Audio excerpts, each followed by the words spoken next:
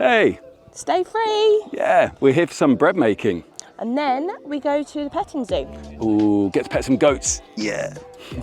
Or there. And then we get to go back and just relax by the pool, which I'm really excited about. Yeah, we'll have a good swim. Want to jump in the sea, see how cold it is. And then we have dinner at the hotel.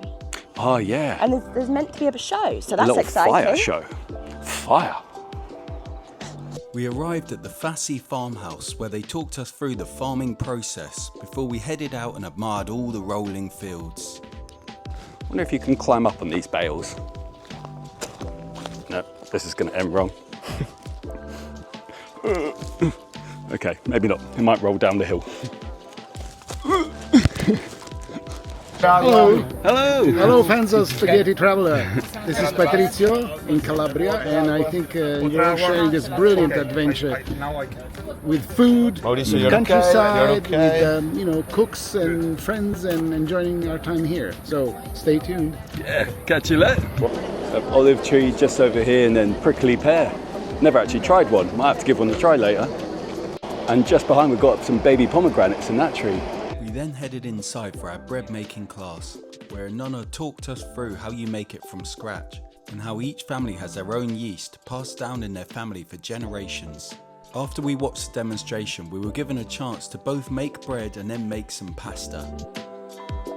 We had Chef Gianluca on hand to make a decent pasta, as mine weren't quite as successful.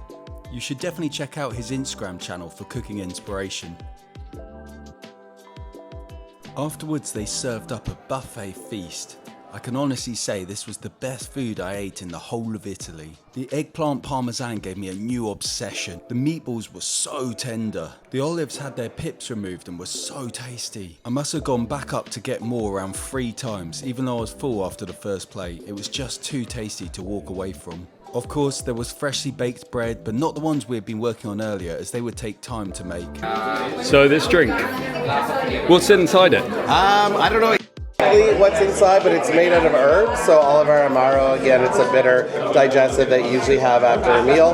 They're all made with a variety of herbs, and all over Italy there are different variations. And this one won top liquor in the world 3 or 4 years ago. Nice. All right. Cheers. Cheers.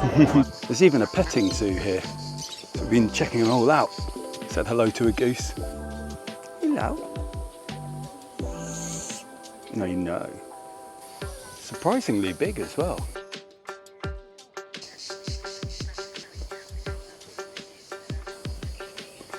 Hello. What are you doing? Oh, you little baby one. You little baby one.